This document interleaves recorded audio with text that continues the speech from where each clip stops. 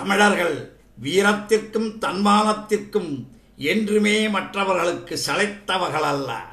இரத்தத்தில் தோய்த்து எழுதப்பட்ட வெள்ளையர்களுக்கு எதிரான தமிழர்களின் இந்திய விடுதலைப் போராட்டம் தமிழக மண்ணிலிருந்துதான் முதலாக எதிரொலித்தது. அந்த வீர வரலாற்றை 3 பகுதிகளாக உங்களுக்கு நான் சொல்ல விரும்புகின்றேன். இந்திய விடுதலைப் போரில் வெள்ளையருக்கு எதிரான முதல் சுதந்திர போராட்ட குரல் தமிழக மண்ணிலிருந்துதான் எதிரொலித்தது. இதைப் போன்று சுதந்திர போரில் தமிழர்கள் தங்கள் வீடு, வாசல், மனைவி, மக்கள் எல்லாவற்றையும் துச்சமென உதறி தள்ளிவிட்டு ஆற்றிய அரும்பெரும் தியாகத்தை ஒரு சில வார்த்தைகளால் வர்ணித்து விட முடியாது. தமிழக மண்ணில் பொங்கியெழுந்த சுதந்திர வெள்ளப்பெருக்கில் நிலைகுலைந்து போன வெள்ளையர்கள் தங்கள் நாட்டை நோக்கி மூட்டையை கட்ட வேண்டிய நிலைக்கு தள்ளப்பட்டார்கள். அந்த மாபெரும் புரட்சி காவியத்தின் ஒரு சில நிகழ்வுகளையே உங்களுக்கு நான் நினைவுபடுத்த விரும்புகின்றேன்.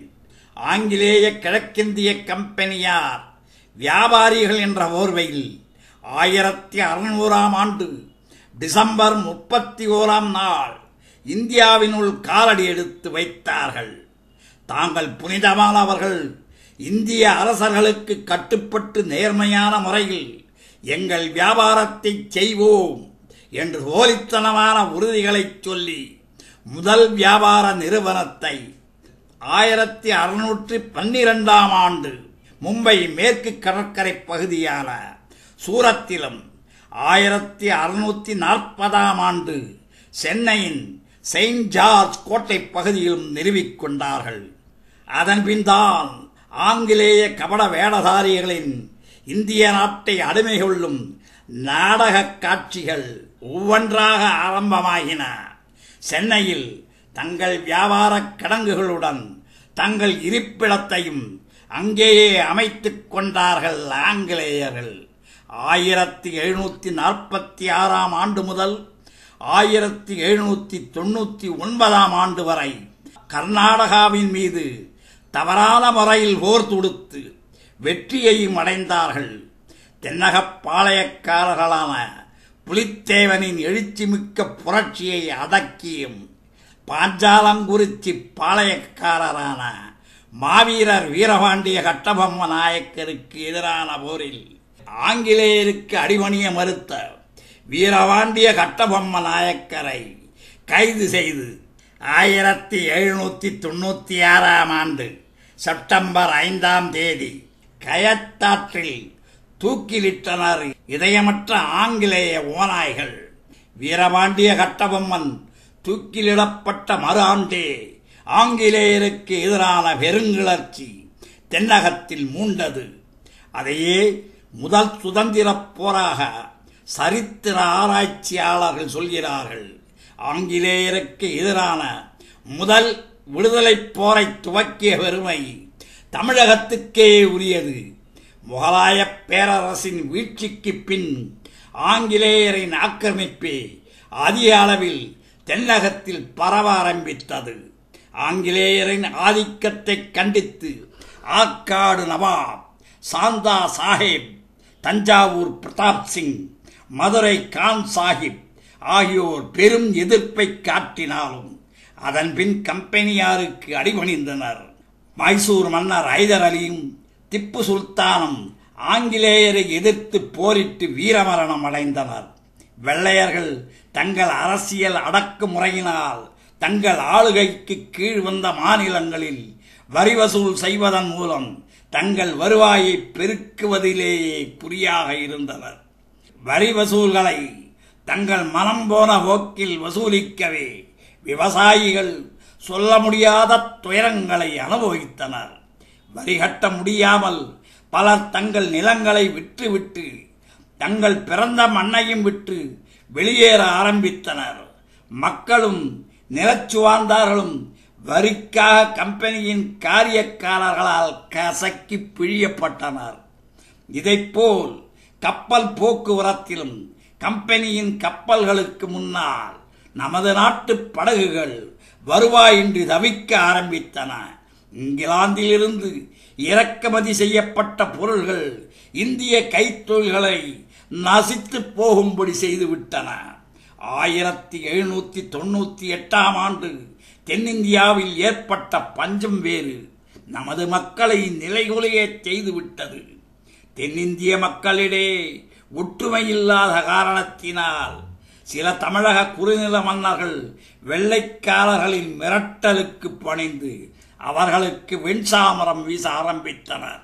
இந்த மானங்கட்ட எட்டப்பர்களின் செய்கையினால் சிவகங்கை சீமையை ஆண்ட மருதுபாண்டி சகோதரர்கள் மிகுந்த மனவேதனை அடைந்தனர். ஆங்கிலேய கிழக்கிந்திய கம்பெனி ஆட்சியாளர்களால் தென்னிந்தியாவில் அரசியல் அடக்குமுறை, பொருளாதார சுரண்டல், நிர்வாகத்தினர் மூலம் மக்களை கொடுமைப்படுத்துதல் போன்றவை தினந்தோறும் அதிகரிக்க ஆரம்பித்தன. மக்கள் தங்கள் சொல்ல முடியாத துயரங்களுக்கு காரணமாக வெள்ளையர்களுக்கு எதிராக தங்கள் போராட்டங்களை துவக்க திட்டமிட்டனர். மருதுபாண்டியர்கள் ஆங்கிலேயருக்கு எதிரான போராட்டத்திற்கு ஆதரவு தேடி பல பாளையக்காரர்களை அணுகினார்கள். ராமநாதபுரம், தஞ்சாவூர், மதுரை போன்ற பகுதிகளில் இருந்தவர்கள் மருதுபாண்டியரின் வெள்ளையருக்கு எதிரான ராமநாதபுரம் கூட்டமைப்பிற்கு ஆதரவு தந்தனர். திருநெல்வேலி கூட்டமைப்பினரும் ஆதரவு தந்தனர். இந்திய விடுதலை போராட்டத்தின் முதல் அத்தியாயத்தை துவக்கிய பாளையக்காரர்கள் காட்டிக் கொடுத்த துரோகிகள் சிலரால் பழிவாங்கப்பட்டனர். பாஞ்சாலங்குறிச்சி, ஸ்ரீவைகுண்டம், ஆழ்வாள் திருநகரி போன்ற இடங்களை வெள்ளையர்களிடமிருந்து போரிட்டு கைப்பற்றினர். ஆனால் பாளையக்காரர்களால் வெள்ளையர்களின் தாக்குதலை எதிர்த்து நீடிக்க முடியவில்லை.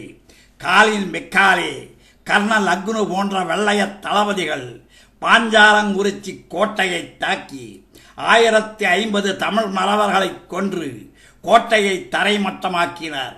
இதனைத் தொடர்ந்து போராட்டக்காரர்களிடையே ஒற்றுமை இல்லாத காரணத்தினால் தென்னிந்தியா தன் முதல் விடுதலை போரில் வெள்ளையர்களால் ஆக்கிரமிக்கப்பட்டது. புதிதாக சென்னை ராஜதானி உருவாக்கப்பட்டு அது கம்பெனியாரின் அதிகாரத்தின் கீழ் கொண்டு வரப்பட்டது. இதனைத் தொடர்ந்து பாளையக்காரர்களிடம் பணியாற்றிய வீரர்கள் கம்பெனி படையில் சேருமாறு கட்டாயப்படுத்தப்பட்டனர். இந்த நேரத்தில் மைசூர் முடியாட்சியை மீட்க வேண்டும் என்று திப்பு சுல்தானின் வாரிசுகள் திட்டம் தீட்டிக் கொண்டிருந்தனர். 1806 சென்னை இராணுவ பிரிவில் சீர்திருத்தங்கள் என்ற பெயரில் சிப்பாய்கள் காலணி அணிவதோ, நெற்றியில் திருநீர் அல்லது நாமம் போடுவதோ கூடாது என்றும், முகத்தை நன்றாக மடித்துக் கொள்ள வேண்டும், சிலுவை சின்னம் கொண்ட பட்டை அணிய வேண்டும் என்றும் கட்டாயப்படுத்தப்பட்டனர். இந்த இந்திய கலாச்சாரத்திற்கு விரோதமான சீர்திருத்தங்கள் இந்திய சிப்பாய்களிடையே ஆங்கிலேயர்கள் மீது வெறுப்பை உண்டாக்கியது. சிப்பாய்கள் கொழுப்பு தடவிய தோட்டாக்களை உபயோகிக்க வேண்டும் என்றும் உத்தரவிடப்பட்டது. இதை ஏற்க இந்திய சிப்பாய்கள் தமிழர்கள் மறுத்தனர். 1806ஆம் ஆண்டு ஜூலை 13ஆம் தேதி அதிகாலை வேலூர் கோட்டையை கைப்பற்ற சிப்பாய்கள் திட்டம் தீட்டினர். அதைத் தொடர்ந்து மைசூர், ஹைதராபாத் நகரங்களிலும் கிளர்ச்சிகள் துவக்கப்பட இருந்தது. ஆனால் திட்டமிட்ட 5 நாட்களுக்கு முன்பே தாக்குதல்களை துவக்கிய வெள்ளை அதிகாரிகளை வேலூர் சிப்பாய்கள் சுட்டுக் கொன்றனர். வேலூர் கோட்டையில் பிரிட்டிஷ் கொடி இறக்கப்பட்டு சுல்தான் கொடி ஏற்றப்பட்டது. ஆனால் வெள்ளையர்கள் பயங்கர ஆயுதங்களுடன் வேலூர் கிளர்ச்சியை அடக்கி மீண்டும் வேலூர் கோட்டையை கைப்பற்றினர். கம்பெனியாருக்கு எதிரான சிப்பாய் கழகம் பிற்கால இந்திய விடுதலை போராட்டங்களுக்கு அடித்தளமாக அமைந்தது.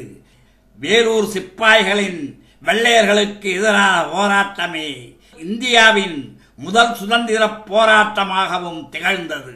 தமிழகத்தின் இந்திய விடுதலை போராட்ட வரலாறு அடுத்த பகுதியிலும் தொடர்ந்து சொல்லப்படும்.